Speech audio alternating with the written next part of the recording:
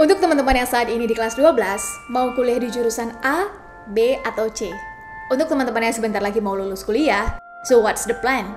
Habis kuliah teman-teman mau kerja dulu, langsung lanjut kuliah lagi, atau nikah dulu? Untuk teman-teman yang saat ini sedang fokus di dunia profesional, mau bikin bisnis sendiri, atau memilih bekerja dengan orang lain dulu? Pernah nggak teman-teman kesulitan memutuskan sesuatu kayak tadi? Kalau pernah, atau mungkin sekarang sedang mengalaminya, you are on the right video. Teman-teman berada pada video yang tepat. Halo, assalamualaikum semuanya. Balik lagi bareng Sherly dalam program Ada Apa? Dalam 3 tahun belakangan ini, we have got a lot of information and opportunity through the internet. Kita banyak banget dapat informasi dan kesempatan untuk melakukan banyak hal dalam satu waktu. Terlepas dari sisi negatif dari Internet of Things itu sendiri, kita mau nggak mau dihadapkan pada begitu banyak pilihan dengan cepat dan mudah. Mungkin bagi sebagian orang yang udah tahu visi hidupnya, udah tahu goalnya kemana, dan target jangka panjang serta jangka pendeknya, ini bisa jadi menjadi blessing in disguise. Bisa jadi anugerah, jadi rezeki yang nggak disangka-sangka. Namun, untuk kita yang masih belum punya gambaran clear, sebetulnya kita mau ngapain? Nilai yang penting dalam hidup kita itu apa? Passion dan kelebihan kita ada di mana? Maka kita dihadapkan pada satu tantangan baru, yaitu decision fatigue. Atau dengan kata lain, kita dihadapkan pada banyak pilihan dan kita sulit untuk membuat keputusan. Nah, kalau teman-teman saat ini sedang mengalaminya, maka pastikan video ini teman-teman tonton sampai habis ya, supaya dapat informasi dan tipsnya secara lengkap. By the way, seperti biasa, video Ada Apa kita bagi menjadi 3 bagian. Yang pertama adalah what is decision fatigue. Yang kedua, why does it matter? Kenapa ini harus kita atasin? Dan yang ketiga, how to deal with that. Karena istilah ini dalam bahasa Inggris, kita coba artikan dulu secara harfiah ya teman-teman. Decision artinya keputusan, dan fatigue artinya kelelahan atau kecapean. Sinonim dalam bahasa Inggrisnya adalah exhaustion. Dengan kata lain, teman-teman, secara sederhana kita bisa ngertiin bahwa decision fatigue ini sebagai perasaan capek, bingung, bahkan kita kewalahan dalam mengambil keputusan dari pilihan-pilihan yang ada. Skalanya bisa besar, bisa juga kecil, tergantung teman-teman sekarang sedang berada pada fase kehidupan yang mana. Nah, sebagai pembanding, Sherly juga mengambil definisi kedua dari Dr. Lisa McLean, seorang psikiater dari Henry Ford Health System, yang mendefinisikan decision fatigue sebagai menurunnya kemampuan kita dalam membuat satu keputusan dari banyak pilihan yang ada. Yang ini disebabkan oleh kelelahan akibat terlalu sering membuat keputusan sebelumnya. Terus Sherly mikir dong teman-teman, emangnya orang tua kita dulu nggak banyak harus memutuskan ya? Kok kayaknya makin kesini, makin banyak istilah-istilah kesehatan mental yang bisa jadi awalnya adalah hal-hal sepele dan kecil, namun terjadi secara berulang-ulang. Akhirnya, Sherly menemukan bahwa the power of technology membuat begitu banyak tantangan yang juga berbeda antara masalah kesehatan, baik fisik maupun psikis yang kita hadapi sekarang dengan zaman orang tua kita dulu nih teman-teman. Membuat kita harus lebih melek, lebih aware, dan lebih siap dengan semua tantangan yang semakin unpredictable ini. Then we move back to the topic. Intinya menurut Dr. McLean, the more decision you have to make, the more fatigue you develop. Makin banyak keputusan yang kita buat, maka kita juga akan makin lelah, makin capek, dan bingung untuk memikirkannya. Nah, dari beberapa definisi tadi teman-teman, kita bisa menyimpulkan nih, bahwa decision fatigue ini nggak ujuk-ujuk muncul.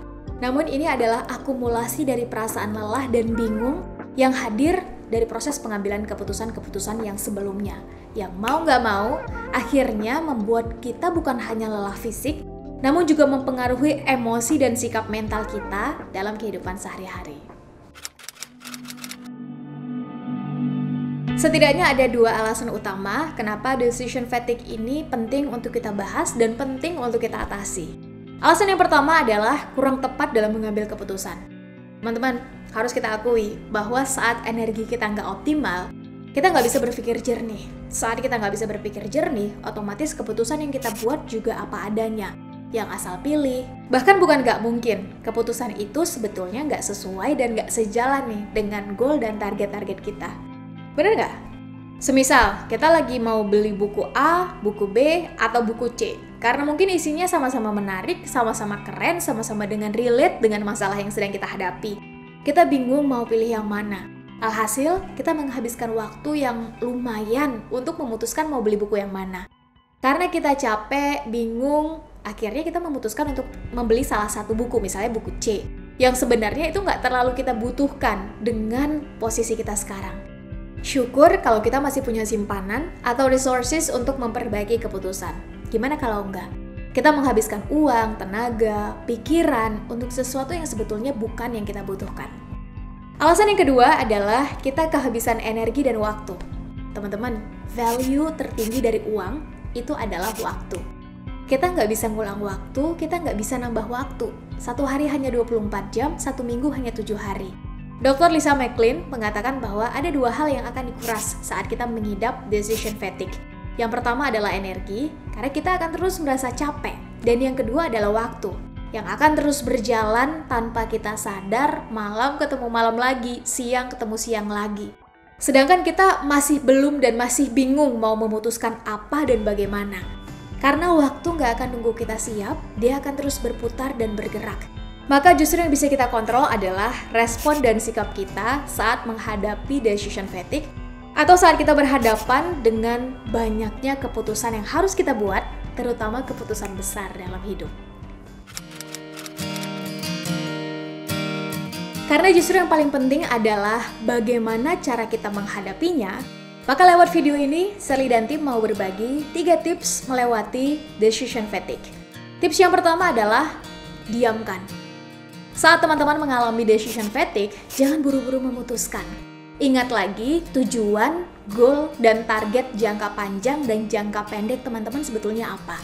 Ingat lagi siapa yang akan mendapatkan dampak dari keputusan teman-teman. Nah, di fase-fase awal ini, biasanya kita akan banyak menggunakan emosi nih teman-teman. Entah itu senang, entah itu sedih, marah, kesal, kecewa, rasa sayang, dan lain-lain.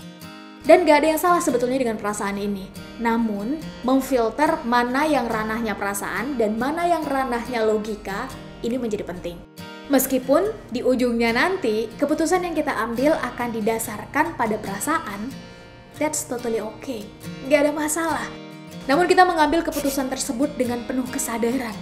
Sehingga besar kemungkinan kita akan jauh lebih konsekuen dan mau bertanggung jawab atas keputusan yang kita buat. Dan kita nggak akan berlama-lama dengan kebingungan yang menguras energi tadi. Namun, kalau memang keputusan kita lebih mengedepankan logika, maka akui rasa sedih, akui rasa kecewa, marah, dan semua perasaan yang kita lewati. Diamkan dulu, biarkan dia mengalir. Karena energi itu nggak bisa dihambat, teman-teman. Sifat energi itu kan mengalir ya. Untuk itu, alirkan semua hal yang berurusan dengan perasaan.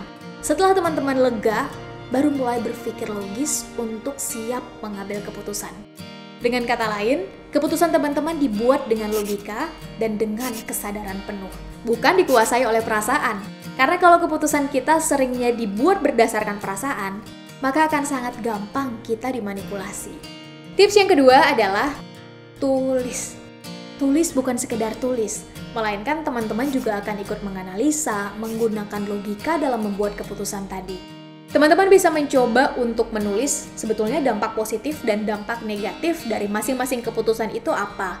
Konsekuensi apa yang akan kita hadapi saat menjalani keputusan tersebut. Karena kita yang akan menjalani keputusan yang kita buat tersebut.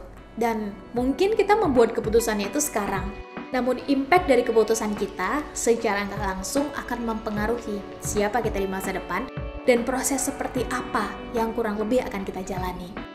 Nah, dari situ, semua pertimbangannya teman-teman tulis, bisa dengan metode mind mapping, bisa dengan neurografik, bisa dengan buat personanya, atau kalau ini memang erat kaitannya dengan organisasi, maka teman-teman bisa menggunakan design thinking untuk melihat what kind of decision we will go for. Keputusan seperti apa yang sebetulnya paling tepat untuk kita ambil. Tips yang ketiga sekaligus yang terakhir adalah kurangi atau batasi distraction yang ada. Kenapa kita bisa mengidap decision fatigue? Adalah karena terlalu banyak informasi yang kita dapat. Benar nggak?